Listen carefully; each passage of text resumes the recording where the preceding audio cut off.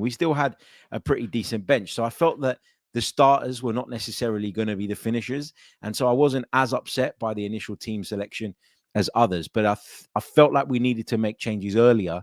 And I felt like we could have made a change in the way we approach the game and in our kind of attitude on the pitch. And when I say attitude, I don't mean like people weren't committed. I mean, in terms of what our intentions were. I thought we could have showed a bit more, a little bit earlier on in the game. What the very, very best teams do, and I know this sounds like a bit of a cliche, but I really, truly do believe this. What the very best teams do is they go to a place like Anfield, probably with the initial idea of let's keep it tight early on and let's make sure that we don't give anything cheap away. And then what happens is, as the game develops and takes shape, you start to realize and you start to get a sense for the fact that your opposition are not quite at it. And Liverpool were not quite at it today. What a real killer, ruthless side does is smells that blood nice and early.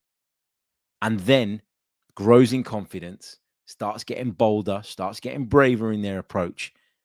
And more often than not, the better team on the day, will come out on top.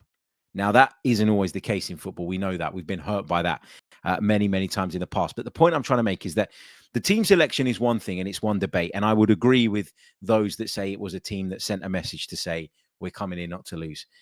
I think my hope was that that wasn't going to be the case for as long as it was. And that actually earlier on in the game, Arsenal, if they got a sense of the fact that this was up for grabs and this was there for the taking, that they would just be a little bit quicker and a little bit more proactive in making that shift and making that change.